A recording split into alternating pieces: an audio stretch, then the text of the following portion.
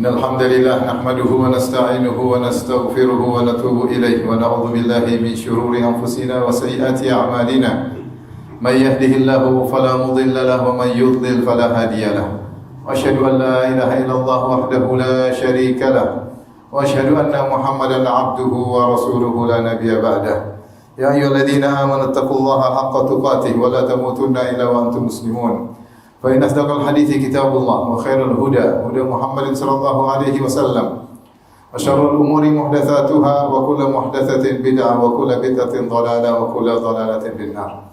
معاشر المسلمين أوصيكم ونفسي بتقوى الله فقد فاز المتقون.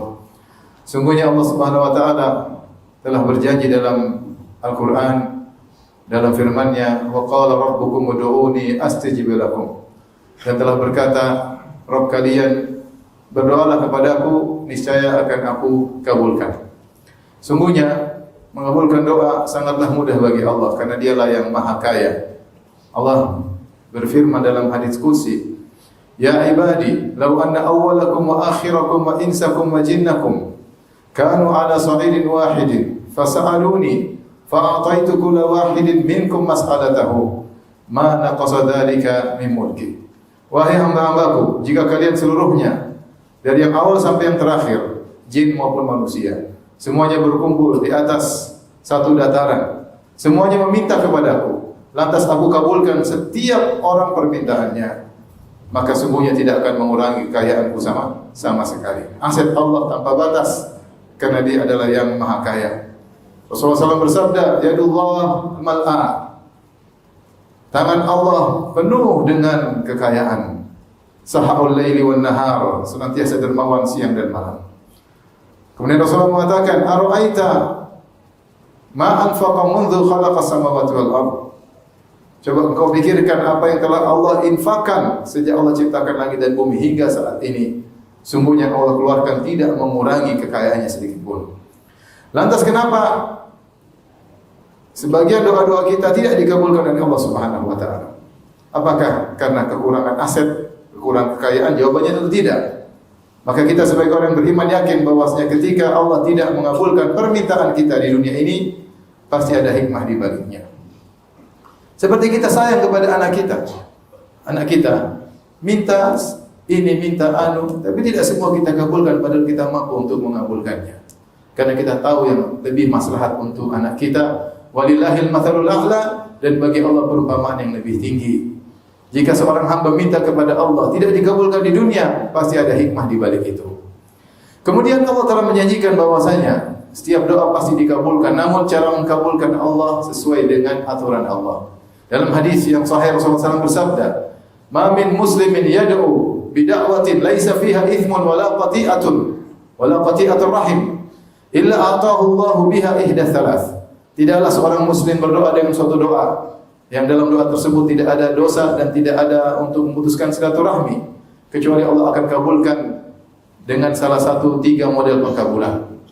Yang pertama, kata Nabi SAW, "An yu'ajjila lahu da'watahu fid dunya." Allah menyegerakan, yaitu Allah mengabulkan doanya tersebut di dunia.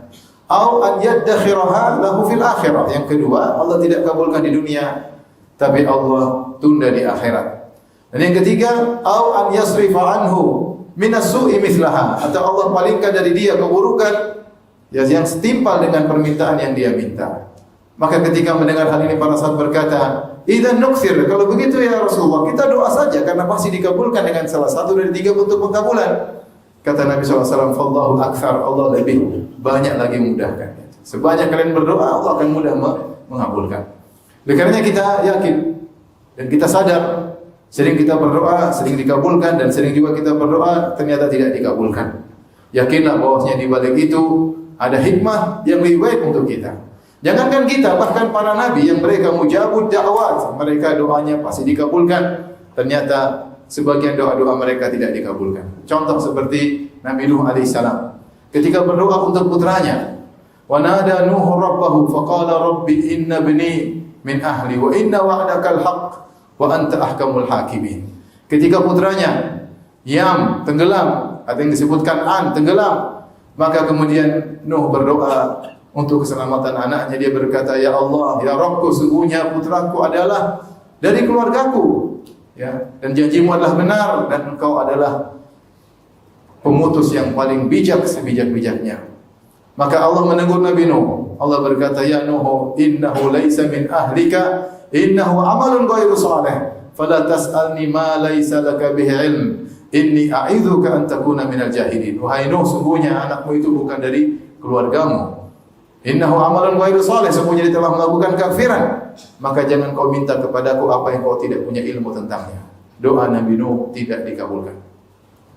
Kemudian juga Nabi Ibrahim alaihissalam dalam doanya ketika Allah berfirman, Allah memuji Ibrahim, wa idh batala Ibrahim rabbuhu bikalimatin fa atammahun qala inni ja'iluka lin-nasi imama.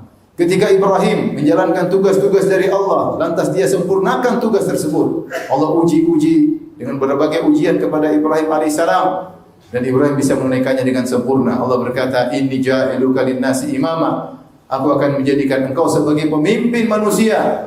Ibrahim berdoa untuk keturunannya. Qala wa min dzurriyyati, ya Allah, keturunanku juga jadikan mereka pemimpin. Apakah semua keturunan Ibrahim alaihissalam menjadi pemimpin? Tidak, Allah tidak kabulkan. Allah mengatakan, qala la yanalu ahdidz zalimin. La yanalu ahdidz zalimun. Sungguhnya orang yang zalim dari keturunanmu tidak akan mendapatkan kepemimpinan. Berarti doa Nabi Ibrahim ada yang tidak dikabulkan. Demikian juga Ibrahim alaihissalam berdoa agar ayahnya diampuni oleh Allah. Allah tidak kabulkan. Allah sebutkan, wa ma kana istighfar Ibrahim li abihi illa am mau'idatin wa'adaha iyyah. Tidaklah Ibrahim istighfar buat ayahnya kecuali karena Ibrahim pernah berjanji kepada ayahnya. Dalam surat Maryam Ibrahim berkata, sa'astaghfiru laka rabbi. Aku akan mohon ampunan buat engkau wahai ayahku. Kemudian Ibrahim minta ampun kepada Allah untuk ayahnya, ternyata tidak dikabulkan. Ternyata tidak dikabulkan karena ayahnya kafir. Demikian juga Nabi kita Nabi Muhammad sallallahu alaihi wasallam, manusia terbaik di alam semesta yang doa-doanya selalu dikabulkan, tetapi terkadang ada doa Nabi sallallahu alaihi wasallam yang tidak dikabulkan. Ketika Nabi sallallahu alaihi wasallam dalam perang Uhud, kemudian Rasulullah sallallahu alaihi wasallam mendoakan kebinasaan kepada orang-orang Quraisy yang telah melukai Nabi sallallahu alaihi wasallam. Allah tegur, laisa laka minal amri syai'un aw yatuba alaihim aw yu'adzibahum fa innahum zalimun. Bukan urusanmu wahai Muhammad. Ya, sungguhnya bisa jadi mereka zalim kemudian diadab, bisa jadi mereka bertobat, dan ternyata banyak di antara mereka yang bertobat. Rasulullah SAW juga pernah berdoa dalam kunutnya mendoakan sebagian orang-orang Quraisy ketika itu, da'a ala Safwan bin Umayyah. Rasulullah mendoakan keburukan kepada Safwan bin Umayyah. Kemudian Rasulullah SAW mendoakan keburukan kepada Suhail bin Amr. Dan Rasulullah SAW juga mendoakan keburukan kepada Al-Harith bin Hisham. Rasulullah doakan keburukan, ditegur oleh Allah Subhanahu wa taala. Ternyata tiga orang ini akhirnya masuk Islam. Rasulullah SAW juga pernah berdoa dengan tiga permintaan. Kata Rasulullah SAW, aku minta kepada Allah tiga permintaan, Allah kabulkan dua untukku dan Allah tidak kabulkan satu untukku. Dua yaitu Rasulullah SAW mengatakan, Allah yuhlika ummati bisanah, ya Allah jangan kau binasakan umatku dengan pacaklik, dengan kemarau. Maka Allah kabulkan. Wa Allah yuhlika ummati bil gharq, ya Allah jangan engkau, yaitu agar Allah tidak membinasakan umatku dengan tenggelam sebagaimana kaum Nuh. Maka Allah kabulkan. Kemudian Nabi berdoa yang ketiga, wa Allah yaj'ala ba'sahum bainahum famana'aniha. Lalu aku minta kepada Allah agar Allah tidak menjadikan kaum muslimin saling bermusuhan di antara mereka, saling menghantam di antara mereka. Ternyata Allah tidak mengabulkan. Demikian juga tatkala di akhirat kelak, ternyata tidak semua umat Nabi SAW mendapatkan doa Nabi SAW. Ketika Rasulullah SAW telah melewati sirat, maka Rasulullah menanti sambil berdoa, Allahumma sallim sallim, ya Allah selamatkan dan selamatkan. Apakah semua umat Muhammad yang lewat sirat selamat? Jawabannya tidak. Di antara mereka ada yang selamat dengan tanpa terluka sama sekali. Di antara mereka ada yang tercabik-cabik dengan hantaman dari kalalib besi-besi yang tajam, namun selamat. Di antara mereka ada yang tercabik-cabik lantas terhempaskan ke dalam neraka Jahannam.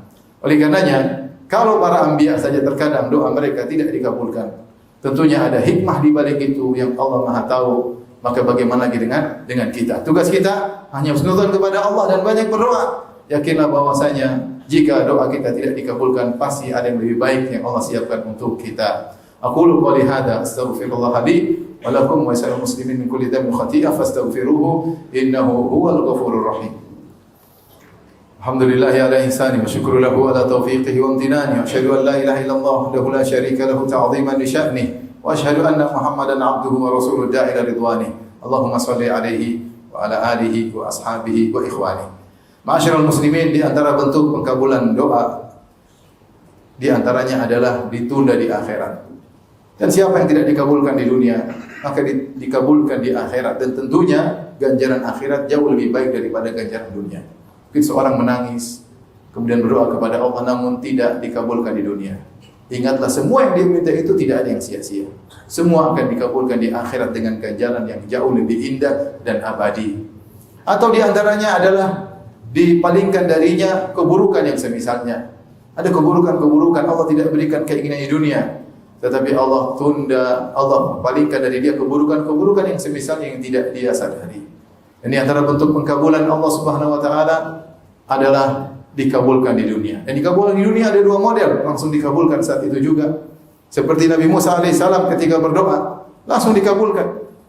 Dia mengatakan, Rabbi syrah li sadri wa yassir li amri wahlul 'uqdatam min lisani yafqahu qawli waj'al li waziran min ahli Harun akhi usdud bihi azri wa asyriku fi amri, dan seterusnya.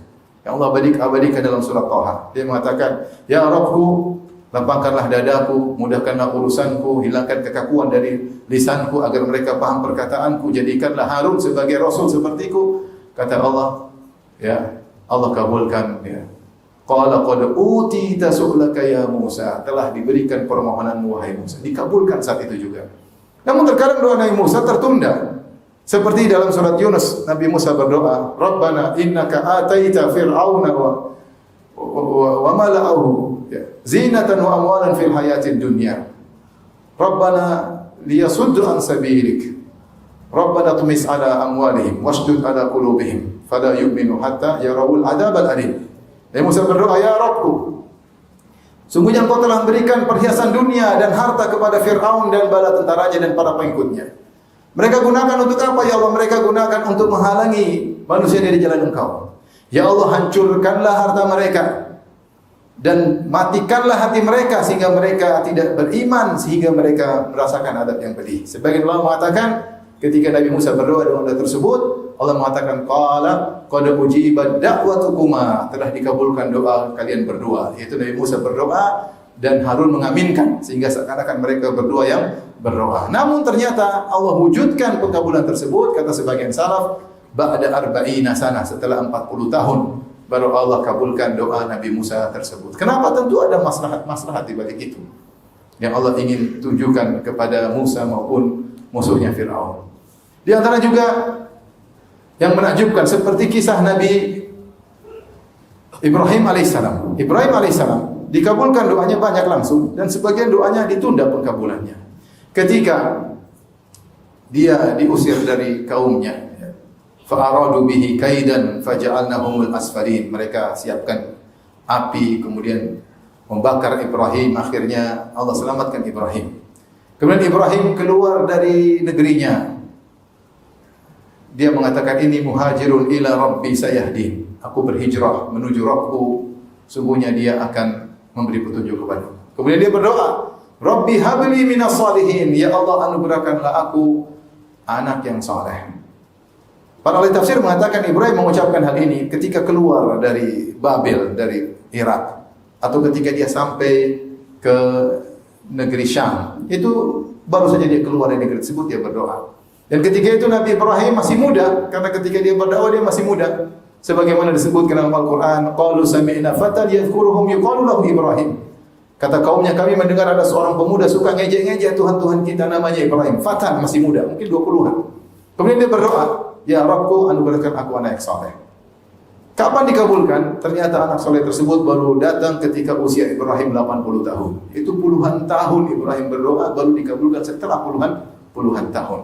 Kata Allah, fabasyarnahu bi ghulamin halim. Kami beri kabar gembira kepadanya dengan anak yang sangat sabar, yaitu Ismail. Allah tunda, tidak langsung Allah kabulkan doa Ibrahim alaihissalam. Di sini makanya sebenarnya mengatakan fa di sini seperti Ibnu Asyur mengatakan maksudnya maka, bukan Artinya ketika kami ingin beri anak kepadanya, kami beri kabar gembira. Atau Syekh Utsaimin dalam tafsirnya mengatakan maksudnya dengan sebab doanya kami berikan dia anak yang saleh, tapi setelah puluhan tahun. Ada hikmah di balik itu. Seandainya Nabi Ibrahim alaihissalam langsung punya anak dari Sarah, mungkin dia tidak menikah dengan Hajar.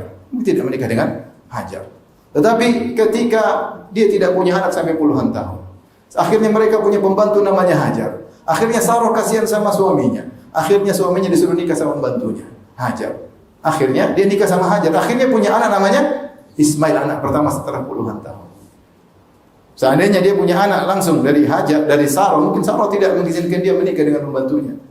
Tapi Allah tunda sampai akhirnya dia menikah dengan Hajar dan punya anak namanya Ismail. Kemudian Ismail ditaruh di Mekah, kemudian lahirlah Nabi Muhammad SAW. Ternyata di balik penundaan tersebut banyak hikmah. Demikian juga ketika kita berdoa, ternyata ditunda sampai bertahun-tahun. Bisa jadi agar kita semakin banyak berdoa, agar kita tawakalnya semakin kuat, agar kita terus menangis, agar kita terus tadarruk di hadapan Allah Subhanahu wa taala, agar kita semakin kuat iman kita. Yang kata Syekhul Islam Ibnu Taimiyah, bisa jadi ini semua lebih afdal daripada apa yang kita minta kepada Allah Subhanahu wa taala. Allah ingin kita lebih banyak menangis, lebih banyak salat, lebih banyak berharap kepada Allah, jauh dari kesombongan, dari keangkuhan. Bisa jadi seorang dikabulkan terus dia menjadi sombong dan angkuh. Maka Allah lebih tahu tentang kebaikan bagi seorang hamba yang dia tidak tahu. Maka tugas kita berdoa. Tidaklah Allah menghilangkan kita untuk berdoa kecuali Allah ingin kabulkan doa kita, baik di dunia maupun di akhirat, atau dipalingkan dari keburukan semisal apa yang kita minta. Oleh karenanya para sahabat mengatakan, "Idzan nukthir," kalau begitu kita banyak doa ya Rasulullah. Kata Rasulullah, Allahu aktsar, yaitu Allah lebih mudah mengabulkan doa-doa kalian, lebih banyak yang daripada yang kalian minta. Inna Allaha malaikatahu yusholluna 'alan nabi ya ayyuhalladzina amanu shallu 'alaihi wa sallimu taslima. Allahumma shalli 'ala Muhammad wa 'ala ali Muhammad kama shallaita 'ala Ibrahim wa 'ala ali Ibrahim innaka Hamidum Majid. Wa barik 'ala Muhammad wa 'ala ali Muhammad kama barakta 'ala Ibrahim wa 'ala ali Ibrahim innaka Hamidum Majid. Allahumma ighfir lil muslimina wal muslimat wal mu'minina wal mu'minat al ahya'i minhum wal amwat innaka samii'un qariibun mujibud da'wat wa ya qadhiyal hajat. Allahumma ati nufusana taqwaha wa zakkiha anta khairu man zakkaha anta waliyuha maulaha. Allahumma aslih lana dinana alladhi wa ismatu amrina wa aslih lana dunyana allati fiha ma'ashuna wa aslih lana akhiratana allati fiha ma'aduna wa ja'al hayata ziyadatan lana fi kulli khair wa ja'al mauta rahatan lana min kulli syarr. Rabbana atina fid dunya hasanah wa fil akhirati hasanah wa qina adzaban nar. Alhamdulillahirabbil alamin wa aqimus shalah. Allahu akbar, Allahu akbar.